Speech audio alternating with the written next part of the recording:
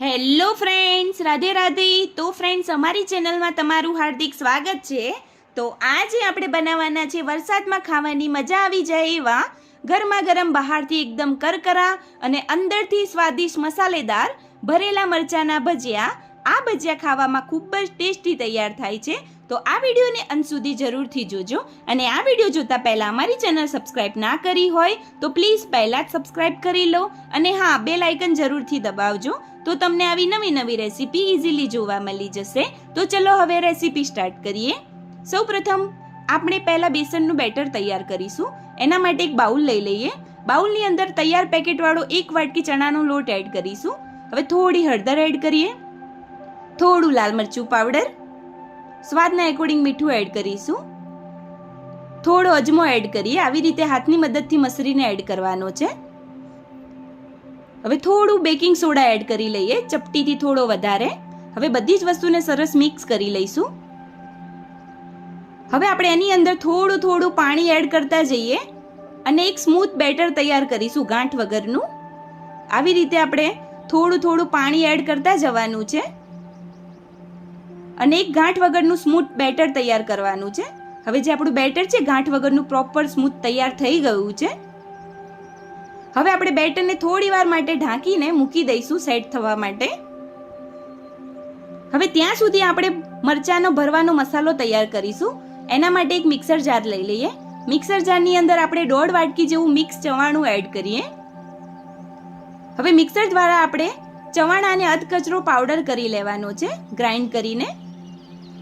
આવી રીતે મેં ચવાણાને ગ્રાઇન્ડ કરીને અધકચરો પાવડર તૈયાર કરી લીધો છે સરસ. હવે આપણે એક બાઉલ લઈ લઈએ. હવે બાઉલની અંદર જે ચવાણાનો પાવડર તૈયાર કર્યો છે એ એડ કરી લઈશું. હવે સ્વાદના એકોર્ડિંગ અંદર મસાલા કરી લઈએ. હવે 2 ચમચી જેવો સિંગનો પાવડર એડ કરીશું, અડધી ચમચી લાલ મરચું પાવડર, હવે અડધી ચમચી ધાણા જીરું પાવડર, થોડી હળદર એડ કરીએ. હવે સ્વાદના એકોર્ડિંગ મીઠું એડ કરી લઈએ, થોડી લીલી વરિયાળી, 1 ચમચી સફેદ તલ, 1 ચમચી આપણે સુગર પાવડર એડ કરીએ અને 1 ચમચી લીંબુનો રસ એડ કરી લઈશું. હવે થોડા લીલી કોથમીર એડ કરીએ. હવે ઉપરથી 2 ચમચી જેવું તેલ એડ કરી લઈશું. હવે આ બધી જ વસ્તુને, મસાલાને સરસ રીતે મિક્સ કરી લઈએ. અને આ મસાલામાં આપણે જે મસાલા એડ કર્યા છે થોડા થોડા જ એડ કરવાના છે, કેમ કે ચવાણાની અંદર બધા મસાલા આવી ગયા છે, એટલા માટે ઉપરથી આપણે થોડા જ મસાલા એડ કરીશું. હવે જે આપણો મસાલો છે તૈયાર થઈ ગયો છે. હવે આપણે 8 થી 9 નંગ જેવા મરચાં લઈ લઈએ. હવે આ મરચાંને મેં સરસ રીતે વોશ કરી લીધા છે અને કપડાથી કોરા કરી લીધા છે સરસ. હવે ચપ્પાની મદદથી આવી રીતે મરચાં ઉપર આપણે કાપો પાડી લેવાનો છે. આવી રીતે કાપો પાડીને મરચાંની અંદર જે બીજ છે પ્રોપર બધા બીજ કાઢી લેવાના છે.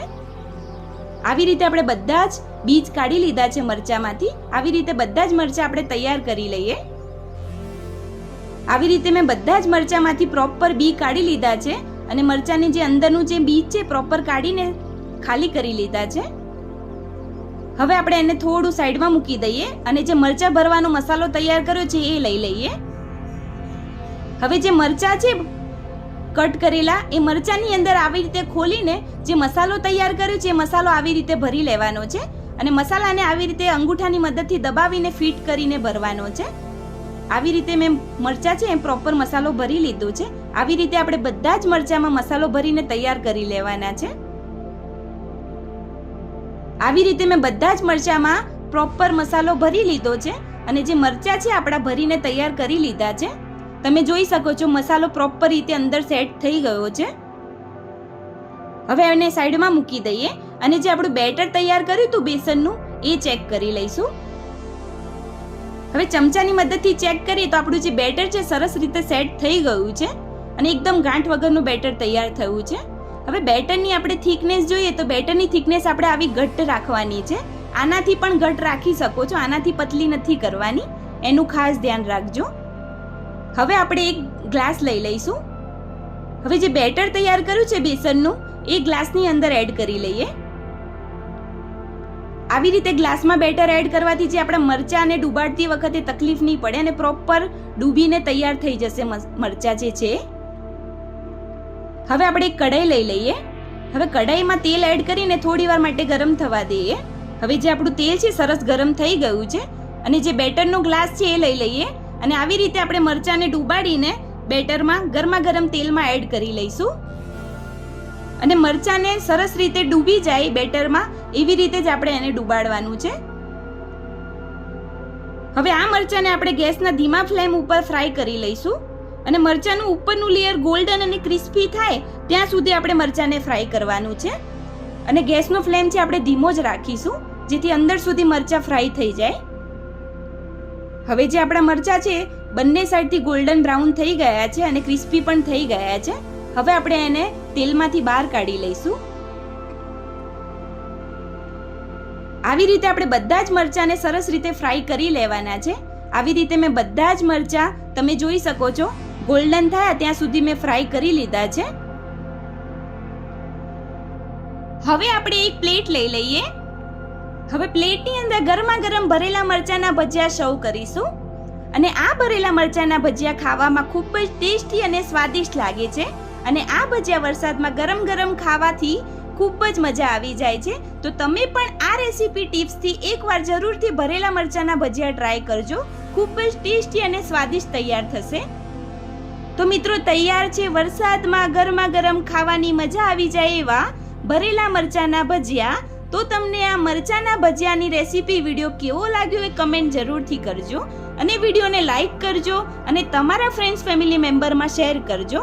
અને હા, અમારી ચેનલ સબસ્ક્રાઇબ કરવાનું ના ભૂલતા. હવે ફરી મળીશું આવી નવી સરળ રેસીપી ટિપ્સ સાથે.